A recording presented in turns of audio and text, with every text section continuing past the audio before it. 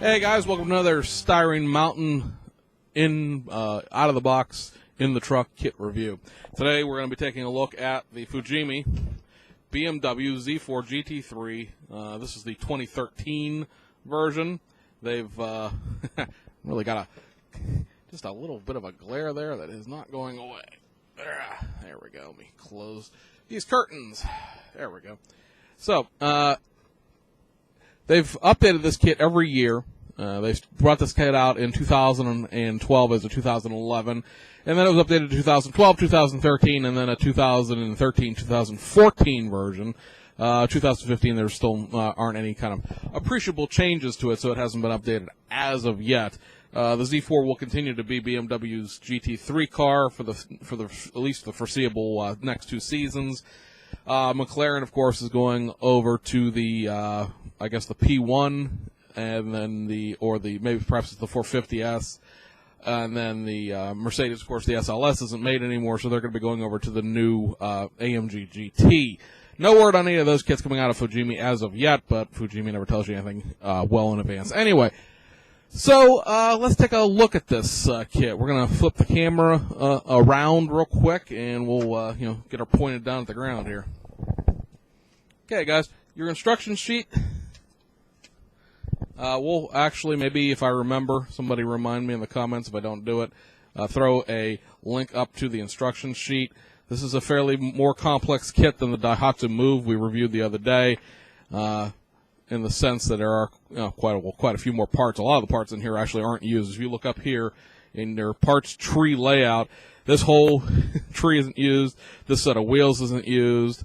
None of this wing material up here is used. This wing isn't used. These mirrors aren't used. There's a lot of parts in this, so that you could buy this no matter what kit they actually ultimately end up producing, and you can still build any of the previous season's vehicles out of it. And so, like I said, this is just a big mess trying to do it on this desk. So, at any rate, guys, we'll throw a link up to the instructions on HobbyLink. Your factory decals, as they come out of the box, are this set of BMW presentation decals. This is not an actual race car per se. It does have, I guess, Crown Plaza Hotels and Resorts and Randstad sponsorship to it. However, this, like I said, it's not an actual driver's car. It's just BMW Z4 GT3 on these BMW Motorsports decals. So like I said, it's a presentation car. It's not an actual car. You do, of course, get decals for the interior. This is for the switch panel. I'll show you in a second. And then there's a variety of other decals that no matter what decal sheet you use for this kit, you will end up using several of these decals in this area here anyway on your project. It also comes with a set of dry transfer style Michelin tire decals. I don't know exactly how well these work. I've had a lot of people complain about them not quite working the way they should. There are no replica Michelin tires on the actual decal sheet. However, any kind of aftermarket decal sheet you would buy, this happens to be for the 2014 limited entry car that Alex Zanardi raced in the Blank Plane Endurance Sprint Series, about 3 or 4 races at the end of last year. This is a Studio 27 decal sheet, obviously, and it comes with Pirelli P0 tire decals because that is what is used in the Blank Plane Endurance Series. So the Michelin decals that come in this are irrelevant unless you're building a strictly box stock vehicle. There are also, just for informational purposes, is also a carbon fiber decal sheet the Studio 27 does for the Z4 that is accurate for anything from the 2011 to the 2013 model years. In regards to the actual decals on the decal sheet, I believe 2014 really doesn't have any differences because, again, it's not a separate model. There's a 2013, 2014 kit that was released the beginning of 2015. However, that kit, only the difference in that kit is the fact that it has window masks. I don't believe there's actually any new parts in it. So your chrome runner, it's going to have your headlight buckets and your taillight buckets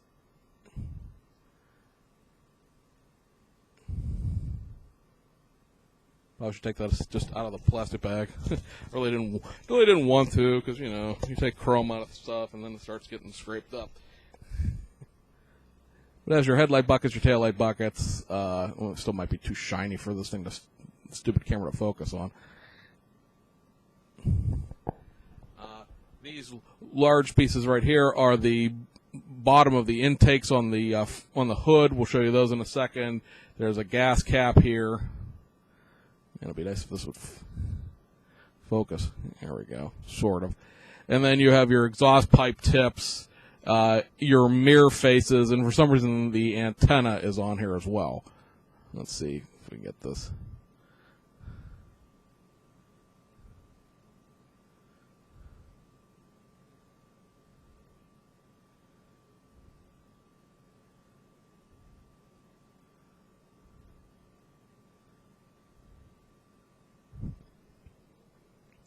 There's a new set of wheels with this kit. These are the 2013-2014 wheels. You also, because like I said, this kit comes with everything that the other kits have come with all this time. I have to figure out where the... If you've never bought any kind of Asian kits, they staple their bags shut rather than vacuum sealing them. So I'm trying to find where the staples were on that. I don't want to tear the bag open.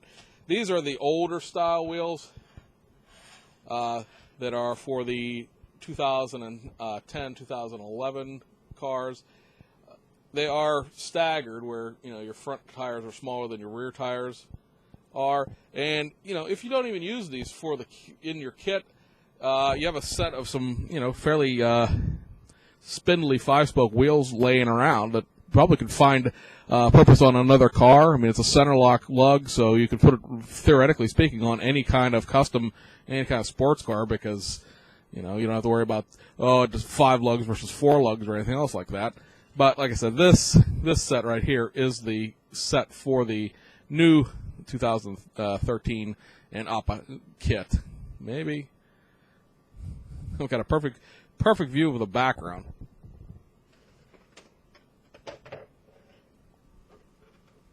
Perhaps something more neutral. That worked. So there you go. And just because we couldn't really see him, there you go. There's also, I don't know what these are. I'd have to go look up what these little slices on the end there are. But like I said, there's 2 sets of wheels in here. So you are, you do have your choice between the wheels. Some teams did not immediately go to the 2013 wheels. They kept the older ones if they had some in stock, as far as race to race goes.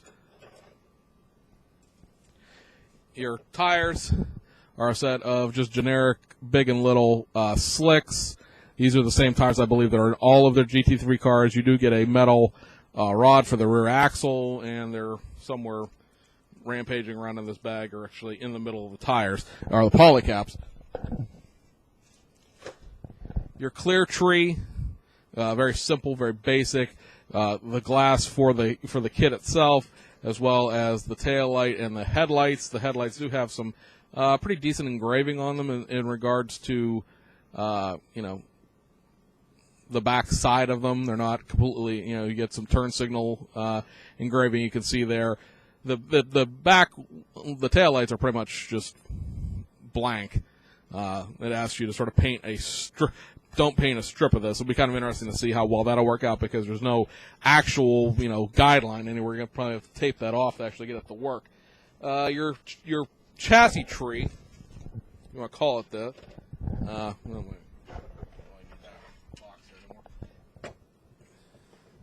The chassis tree has your chassis plate. Unlike the McLaren or the Mercedes-Benz SLS, this does have some little bit of detail in the actual transmission and exhaust parts of the engine showing through there. The McLaren and SLS are both just blank plates right there. And then you have these are your front inner fenders. These are your suspension uprights. If you've never built one of these GT3 kits, it's just a very, very basic curbside chassis. with just great big bucks to mount everything to. If you really want to go all out and build a scratch build suspension, I suppose you could, but that's not really what the point of these kits are supposed to be in that sense. And then you have a set of springs up here, your tie rod, and then a rear splitter. I'd have to look to see if this is the rear splitter you use or it's the other one. There are two rear splitters in this because the rear splitter changed also in 2013, so there's additional splitter parts. Your other major parts runner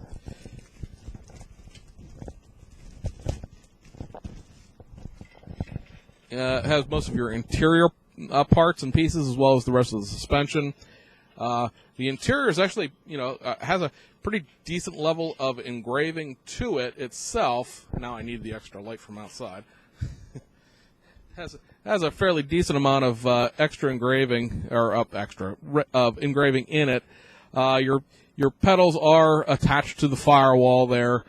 I really wish this was molded in white because both the presentation car that this is representing as well as the Alex Zanardi car that I want to build need a white interior tub. So this is going to be, painting it silver, then painting it, or painting it gray, then painting it silver, then painting it white. And hopefully I'll still have an interior tub to talk about after all that paint goes on.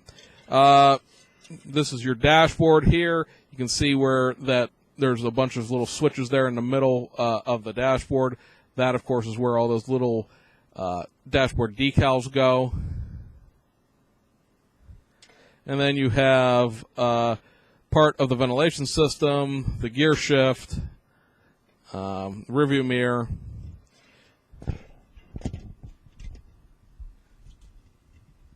the backs to the front uprights right there. Then you have your steering wheel. Be great if this would refocus itself. Come on.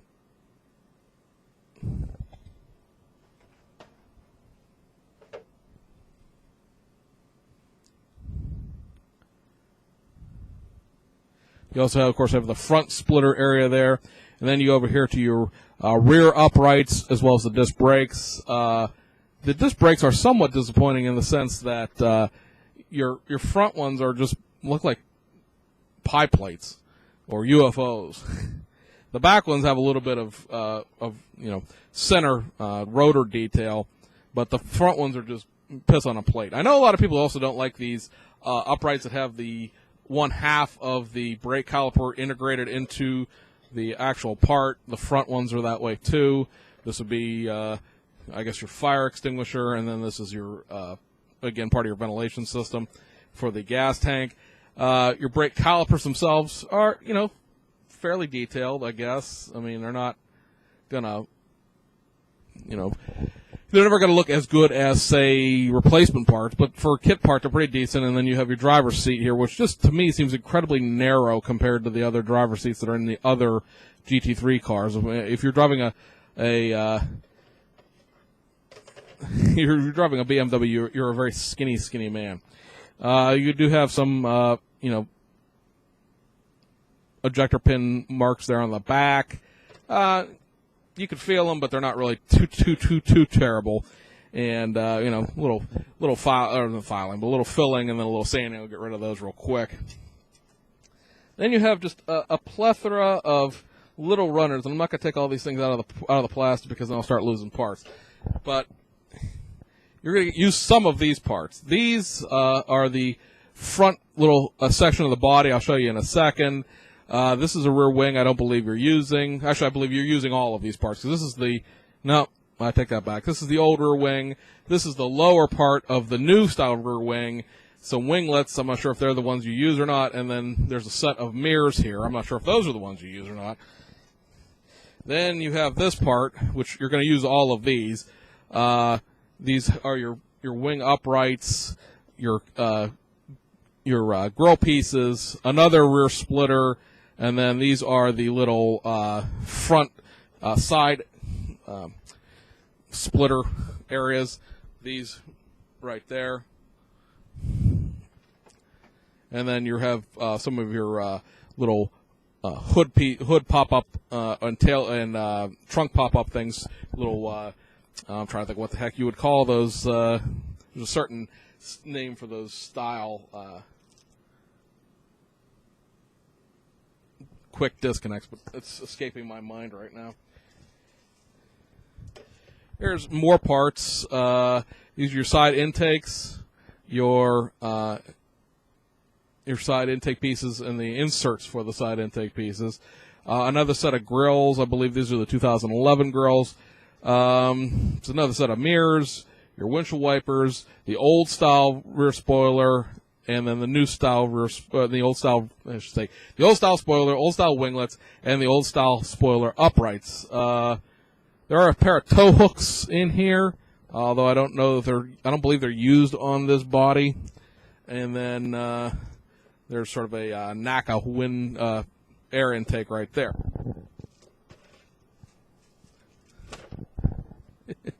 It's a never-ending little thing of parts, right? This is the set of mirrors you're going to use, and the rear wing you're going to use. The rear wing here has a little bit of a bump in it. It's not flat like the other one. And then the last one is the interior roll cage. At least this is molded in white, because this should be white too in the white car. And then there's some more of the hood and rear release, quick releases. Although I don't believe you use these, I believe they're the old style. Confused yet? Well, you ought to be, because holy mackerel, it's a pile of parts. You really have to pay attention to what parts runner you're pulling parts off of. You can't just be like, hey, look, I'm going to grab whatever and then just go with it. That's not going to work. And then last but not least, it's your body.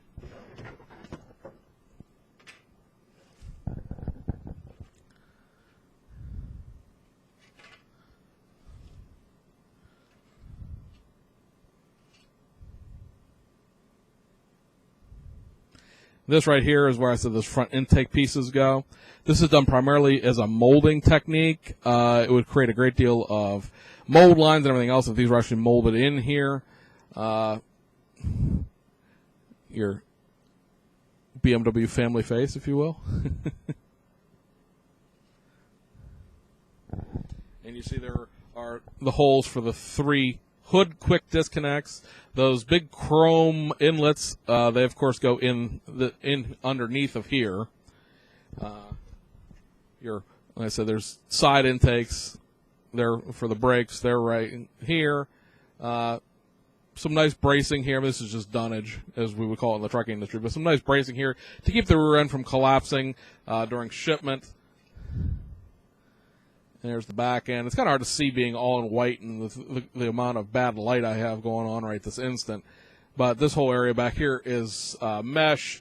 There is an upgrade thing, I believe Studio 27 and Hobby Design both offer it, where you can cut this whole piece out and replace it with photo etch. I think that might cause some problems, considering the fact that your exhaust comes out here and then your chassis attaches right there. So if you cut that whole piece off, I don't know how you would get the back of the car to stay in. I guess 5-minute epoxy. But the front also has great big holes in it. That holds the front of the chassis in. The downside to those great big holes are the fact that I don't know how well it's going to actually show up. Probably not at all. If I can, yeah, you can see. So there's a big sink mark right there. It was in focus for a second, then it went away. There it goes. It's a big sink mark right there. The big sink mark on the other side.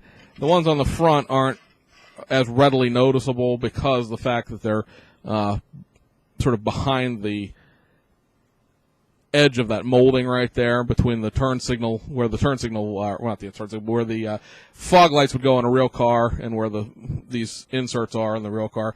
Why I said the tow hooks don't get used is because there's just a little nub on the front there where it's like an extendable tow hook on these new cars. They don't have a great big tow hook hanging off of them anymore.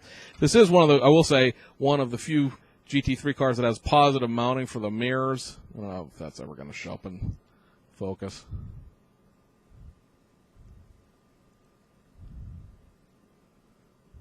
You can see it there. Where there's a hole where the side mirror goes, it's not just a little piece of plastic being mounted to a piece of plastic. Your NACA duct goes on this side, and then your gas filler is over there on that side. I think this is the only GT3 car that has two, that's produced in a kit, let's put it that way. There are other GT3 cars that have it, but this actually has like 2 windshield wipers, and, it's very, very much more car-like. I mean, it has these giant, badonkadonk as far as the back end goes. I mean, the back end of a Z4 is fat ass anyway, but with these big fender flares that they have on these GT3 cars. But it's, otherwise it is pretty much a very, relatively speaking, sedate, pretty much looking like the real thing BMW.